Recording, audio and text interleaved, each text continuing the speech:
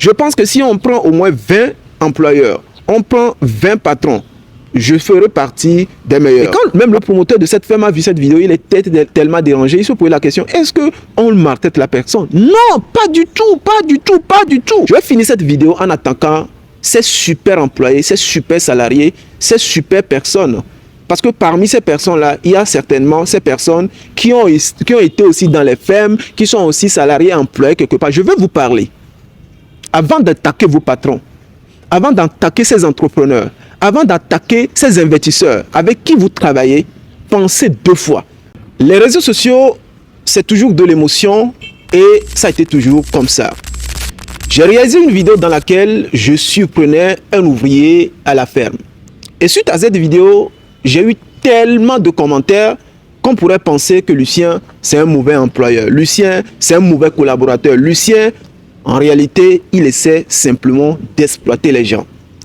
Il y a eu tellement de commentaires qui méritent en réalité d'être observés, d'être pensés, afin de tirer en réalité de ces commentaires ce qui est important. Parce que tous ces commentaires ne sont pas toujours mauvais.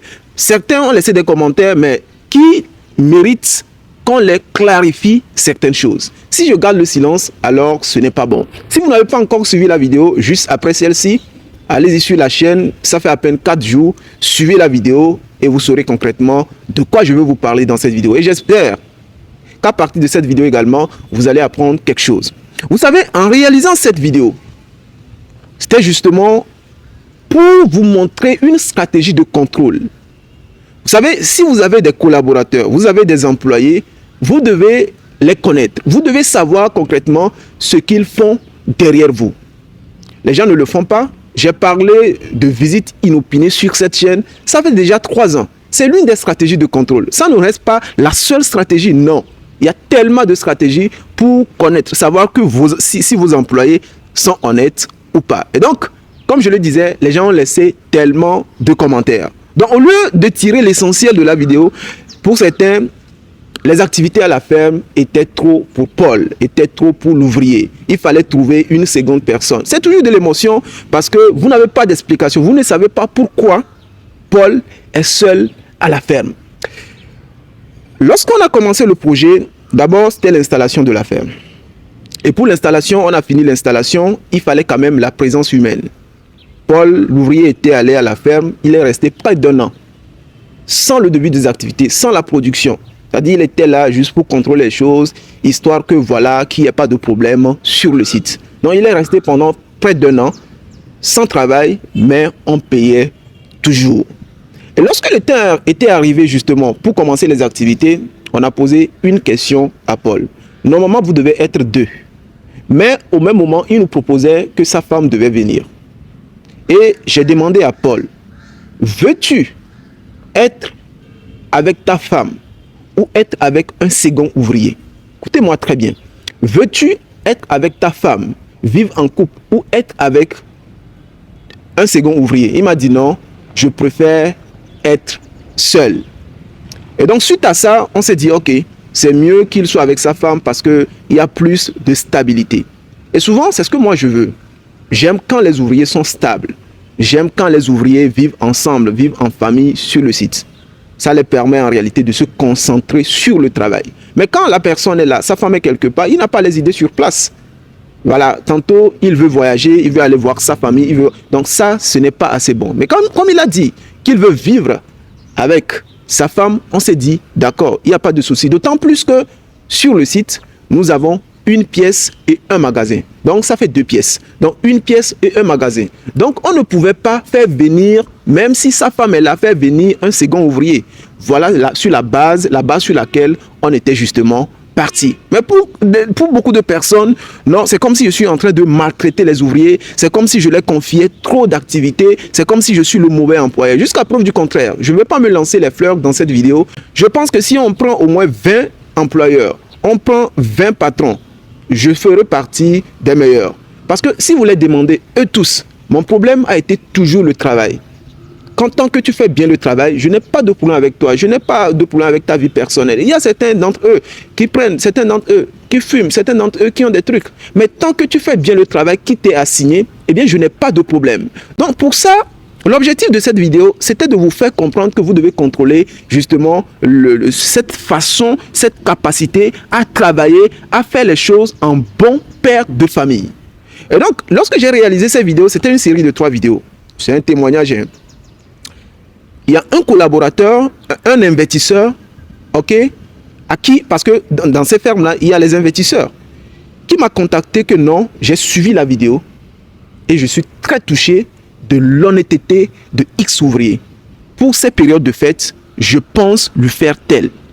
Et quand il a dit ça, j'étais très choqué. Il veut lui faire un cadeau qui n'est pas à la hauteur simplement voilà, d'un ouvrier qui travaille à la ferme, qui dépasse un cadeau qui dépasse d'ailleurs son salaire. Il a décidé de lui faire ça. Parce que l'honnêteté dans cette vie, ça n'a pas de prix. Il suffit seulement d'être honnête et tu ouvres toutes les portes du monde. Tu pourras ouvrir toutes les portes. Donc il a dit ça que voilà, j'ai vu, il est bon, il est honnête, ça ne sert à rien de voler, ça ne sert à rien de détourner les choses. Donc en réalisant cette vidéo, déjà c'est pour mettre de la lumière sur eux-mêmes. Imaginez s'ils faisaient bien les activités, c'est pour le jeter les fleurs. En le jetant les fleurs, voilà, ça va dans son intérêt. Et donc, les gens ont réagi. Est-ce que concrètement, Paul travaille de trop? Est-ce que les activités à la ferme sont trop pour Paul? Quelles sont les activités à la ferme? Nous avons une ferme de 2000 pondeuses. Et actuellement, nous avons près de 1800 quelque chose. Ok? 1800 quelque chose sujets qui sont dans le poulailler. Quand il sort la matinée, son travail, c'est de nourrir les sujets, mettre l'aliment dans les mangeoires. Pour l'eau, l'eau est semi-automatique. Il suffit seulement de tourner et puis c'est fini. S'il y a un produit à mettre, il met le produit. Il ne prend pas l'eau, voilà, par abreuvoir pour servir au sujet. Non. Donc, nourrir les sujets d'abord. Donc, dans la journée, il va nourrir les sujets pendant, voilà, 3 fois. 3 fois comme ça, il nourrit les sujets. Le travail est fait. Ensuite, il ramasse les œufs. Il ramasse les œufs durant toute la journée. Il a toute la journée. Il est là pour ramasser les œufs et les classer. C'est fini. Maintenant, après ça, pour faire ça, ce sont les activités quotidiennes. Il sert l'aliment, il ramasse les œufs, voilà, pour l'eau, c'est simple, il tourne, c'est fini, il rince les abreuvoirs. Le travail est fini là. Ensuite, pour changer la litière, le copeau, ce qui est au sol, ça se fait une seule fois par mois. S'il fait ça aujourd'hui, c'est parti pour 1 mois, 1 mois et demi avant de changer ça encore. Ça ne se fait pas tous les jours. Les gens ont commenté tellement que tu te rends compte que ce ne sont pas des gens qui maîtrisent même le domaine. Ils pensent que la litière, ça doit se changer tous les jours. Non, c'est après 1 mois. Après 1 mois, tu le fais. Maintenant, pour ramasser la litière, il cherche ça. Il laisse les sacs. Certaines fois, bon, il arrive, ce n'est pas encore fait. Il laisse à la scierie. Certaines fois, ce n'est pas encore fait. Il est obligé de mettre la main à la pâte. Il aide ceux qui sont là-bas à faire ça. Sinon, dans la réalité, le copeau, ça s'achète. On dépose les sacs et il va tout simplement, le gars de tricycle, il accompagne d'ailleurs le gars de tricycle parce que cette ferme n'a pas encore de tricycle. Donc il accompagne la personne pour aller justement chercher ces débris-là, ces débris de bois-là pour ramener justement à la ferme. Donc il n'est pas obligé, ce n'est pas lui qui va prendre les sacs à chaque fois aller mettre. Non, ça se fait une seule fois le mois. Et d'ailleurs, nous avons un poulailler qui est divisé en 2. Ce qui lui donne la possibilité en réalité de changer même en 4 jours. C'est-à-dire qu'il prend une partie, lorsque je construisais le poulailler, le terrain était tellement accidenté. Donc pour minimiser les coûts de construction, j'ai fait le poulailler en 2. C'est-à-dire qu'une partie est comme ça, une partie est descendue. Ce qui lui donne en réalité la possibilité de changer la litière en 4 fois. Il prend une partie et il change. Voilà, il change une partie et il change une partie en 2 jours, sans problème. Et après, il prend l'autre partie, ce qui veut dire qu'il a le temps de le faire.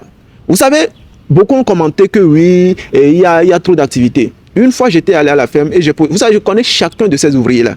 Et le gars, en fait, il travaille, mais il fait les choses à son rythme. Vous savez que l'aviculture, c'est une activité d'urgence, comme j'ai l'habitude de le dire. C'est une activité d'urgence. Tu ne peux pas faire les choses à ton rythme. Lui-même, il avait fait la culture du maïs et il a dit que bon, moi, je ne récolte pas vite, je fais les choses à mon rythme. C'est pourquoi j'essaie de lui mettre la pression, parce que ce n'est pas la première fois. Il va finir par le faire, mais ça va prendre tellement de temps. Il va le faire à son rythme, à sa manière que, voilà, les choses peuvent se gâter. Donc, c'est ce sur quoi, surtout, je voulais lui faire comprendre que, voilà, quand on donne les activités, il va le faire, mais quand? Est-ce que c'est quand les choses vont se gâter? Donc ça, c'est pour la litière. Ce n'est pas que chaque jour, quand il se réveille là, il est obligé de changer la litière, fait ce qu'il veut. Non. Ensuite, il y a justement fait l'aliment. L'aliment, on fait l'aliment chaque 8 jours. Et ce n'est pas lui qui fait l'aliment. Il n'est pas obligé de prendre les choses. Non, ce n'est pas lui qui fait l'aliment. Il assure juste, c'est-à-dire qu'il accompagne juste la personne qui transporte, le gars de 3 roues, de tricycle, pour aller juste chercher l'aliment. C'est fini. Il ne fait pas l'aliment lui-même. Il ne va pas à la provenderie et commencer à faire l'aliment lui-même. Non. Donc, c'est un peu ça en fait. Et c'est chaque 8 jours que le transport se fait. Nous, on se charge, j'envoie même mon employé, quelqu'un le secondé, c'est la personne qui surveille les incorporations, tout. Donc, ce qui veut dire qu'à ce niveau-là, ce n'est pas le gars qui est censé faire l'aliment. Maintenant, quand on revient à l'entretien de la ferme, l'entretien de la ferme, c'est très simple. Mais tu fais l'entretien, c'est comme chez toi à la maison. Tu fais l'entretien, tu sarcles et c'est fini. Peut-être tu peux faire ça, c'est parti pour 1 mois et demi, c'est parti pour 2 mois. Tu trouves les imperfections, les herbes, tu fais l'entretien et c'est fini. Et en réalité, je le dis sur la chaîne, c'est pas aujourd'hui que les gens vont venir dire que non, c'est trop de sujets. De façon stratégique, quand vous faites l'élevage, vous devez avoir les bâtiments de 2000. Quand le poulailler est semi-automatique, c'est-à-dire qu'on ne fait pas rentrer de l'eau de façon manuelle, alors un poulailler de 2000 pour un ouvrier. C'est ce que les gens font. Un poulet de 2000 pour un ouvrier. Tu sors la matinée, tu mets l'aliment, tu ramasses les œufs et c'est fini. Maintenant, pour changer la litière, c'est bien. Certaines fois, il peut chercher d'autres personnes extra pour venir l'aider à le faire. Maintenant, vu qu'il a la possibilité de faire ça en 4 jours, il n'y a pas de problème. Et quand même le promoteur de cette ferme a vu cette vidéo, il était tellement dérangé, il se posait la question, est-ce qu'on martèle la personne? Non, pas du tout, pas du tout, pas du tout. Les gens se posaient la question, mais est-ce qu'il était bien payé? Ben, il est payé. Imaginez quelqu'un qui était déjà à la ferme, sans activité, il était quand même là et puis il était payé. Il est bien payé. Je vais finir cette vidéo en attaquant ces super employés, ces super salariés, ces super personnes. Parce que parmi ces personnes-là, il y a certainement ces personnes qui ont été aussi dans les fermes, qui sont aussi salariés, employés quelque part. Je vais vous parler. Avant d'attaquer vos patrons, avant d'attaquer ces entrepreneurs, avant d'attaquer ces investisseurs avec qui vous travaillez, pensez 2 fois. À un moment donné, je pense que vous ne pensez pas beaucoup. Vous ne pensez pas beaucoup en ce sens où vous ne savez pas comment cette personne avec qui vous travaillez comment il fait pour vous payer. Lui, il doit tout supporter. À la fin du mois, qui est de vente, que les activités marchent bien ou pas, il est obligé de vous payer. Il est obligé de vous remettre votre argent. Donc, à un moment donné, ne pensez pas qu'il doit totalement diviser ses bénéfices par 2 pour payer vous les employés. Il a des charges, les loyers. C'est une ferme qui dépense beaucoup d'argent pour être installée. Vous pensez que c'est quand vous voyez la rentabilité, le bénéfice en même temps? Non, il faut amortir les investissements. Il faut amortir les investissements pendant 10 ans. Mais pendant tout ce temps, lui va tout diviser pour vous payer. Pensez à ces personnes. Comment ils font pour vous payer, même quand rien ne va. Parce que je sais que ce sont des personnes, justement, il y a parmi ces personnes-là, ces personnes, justement, qui sont aussi des employés, des salariés. Je ne vous dis pas que c'est mauvais d'être employé, mais pensez à vos collaborateurs, à vos employeurs, pensez à vos patrons. Comment ils souffrent, ils doivent tout supporter. Ce n'est pas seulement votre salaire. Il y a de l'électricité, il y a le local, il y a tout, il y a les amortissements. Pensez à eux. Parce que ça n'a jamais été facile. C'est facile de critiquer, c'est facile de dire, oui, il faut bien payer. C'est facile de le dire, mais c'est difficile en réalité de supporter les charges, d'amortir, de dépenser des millions pour installer une ferme. Après, lorsque la production commence, avant de commencer à gagner ses fonds, pensez à ça. Maintenant, tout à l'heure, quand vous commencez à voir l'argent des œufs là, ou bien l'argent de l'entreprise rentrer, il y a certains caissiers, quand ils voient que dans la caisse, il y a des millions, tu ne vois pas combien la personne a dépensé pour acheter la marchandise. Donc tout ça là, essayez de voir ça en réalité, c'est ça qui compte. Ok, donc c'était justement l'objectif de cette vidéo que j'avais réalisée. Et donc vous devez justement comprendre ça. Donc il ne travaille pas de trop, pas du tout. Et j'allais oublier. Avant la ponte, vous savez qu'il faut faire la vaccination, il faut vacciner les poules. Voilà, on met le vaccin dans l'eau, on les injecte. Il faut faire le débécage, il faut faire les pontages. Pour ces activités récurrentes, on cherche les gens extérieurs qui viennent s'ajouter à certaines personnes que j'envoie pour faire le travail. Ce n'est pas Paul seul qui est là à vacciner les poules. Il n'est pas là, l'ouvrier n'est pas là tout seul à faire les activités. Avant la ponte là, avant que la ponte ne commence, donc toutes les activités, c'est lui qui coordonnait. Donc quand je regarde cette vidéo, il coordonne les activités. Telle est salle, ok, on va faire comme ça, on fait comme ça, on fait comme ça. Le temps de vaccination est venu, ce n'est pas lui seul qui va faire la vaccination. Le DBK et le pointage, ce n'est pas lui qui va faire ça. On invite d'autres personnes extérieures qui viennent s'ajouter à nous pour faire tout ça là. Mais comme il est avec sa femme, on s'est dit, ok, pour le moment, on ne peut pas prendre encore un ouvrier. Même certaines fois, quand il quitte la ferme, il faut normalement la présence de quelqu'un à la ferme. Ce n'est pas forcément par rapport aux activités aussi. Hein, parce que quand lui quitte la ferme, il faudrait qu'il y ait une autre personne. Et quand je dis ça, là, c'est à toutes ces personnes qui ont aussi des fermes. Hein, donc quand il quitte la ferme, il ne peut pas fermer les portes et partir comme ça. Il faut aussi la présence humaine. Donc c'est pourquoi on disait il faut une deuxième personne. Mais quand lui quitte et qu'il a la possibilité d'être avec sa femme soit à la ferme, et certaines fois sa femme lui porte un coup de main. Et pour ça, nous on n'a même pas gardé le silence. On fait un geste. Donc c'était l'objectif, mais au-delà de tout, c'est un bon ouvrier. Quelqu'un m'a dit que c'est un bon ouvrier, fais un effort pour ne pas le perdre. Je voudrais te dire que aucun ouvrier n'est irremplaçable. Jamais. Aucun ouvrier, qu'il soit aussi bon là, aucun ouvrier n'est irremplaçable. Il est quand même bon, mais c'est juste quelques remarques. Et voilà, sinon au-delà de tout, tout va bien. Et voilà, vous devez comprendre justement l'idéologie, l'idée que j'avais derrière en faisant la vidéo. Mais surtout, c'est très important justement de contrôler ce genre de choses. C'était Lucien Stakpeli. On continue notre vidéo, notre aventure d'une vidéo chaque jour jusqu'à la fin de cette année. Et d'ici là, je vous dis à très bientôt dans une prochaine.